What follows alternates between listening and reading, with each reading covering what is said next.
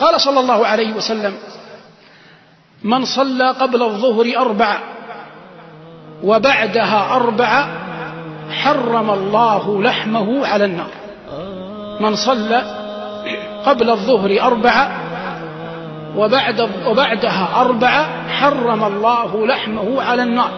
رواه أصحاب السنن من حديث أم حبيبة رضي الله تعالى عنها وأرضاها. والمعنى أن الإنسان إذا حافظ وواظب على 4 ركعات بين الأذان والإقامة بعد دخول الوقت وقبل أن يصلي الفريضة، ثم بعد أن صلى الفريضة صلى بعد الظهر، من بعد صلاة الظهر إلى بدء صلاة العصر، هذا الوقت قبل أن يخرج وقت صلاة الظهر، صلى 4 ركعات مثنى مثنى، حرم الله جل وعلا لحمه على النار. وهذا فضل عظيم قليل فاعله فيما يرى من الناس، وفقني الله وإياكم إليه. ولو لم تخرج من هذا المسجد إلا أن تعقد العزم على أنك إذا خرجت أن لا تضيع هذا الفضل وتحافظ عليه، لكفى به فضلا أن تخرج به من بيت من بيوت الله.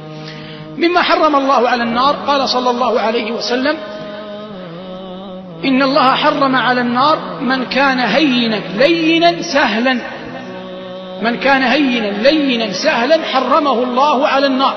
رواه الحاكم في المستدرك والبيهقي في السنن بسند صحيح من حديث أبي هريرة.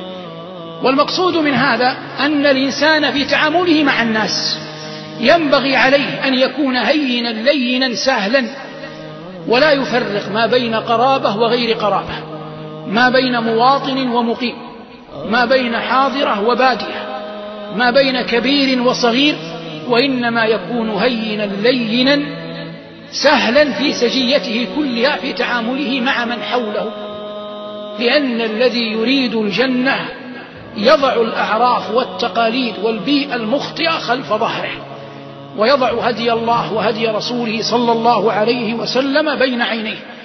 هذا الذي يريد الجنة. مما حرمه الله جل وعلا على النار قال صلى الله عليه وسلم: لا يلج النار عبد بكى من خشية الله. وقال عليه الصلاة والسلام: ولا يجتمع على عبد غبار في سبيل الله وعذاب جهنم. فالمجاهدون أرفع الأمة درجات، لا يجتمع غبار في سبيل الله مع دخان جهنم إذا كان ذلك الجهاد وفق ضوابطه الشرعية التي من أعظمها وأولها إذن ولي الأمر. هذه بعض ما حرمه الله جل وعلا على النار.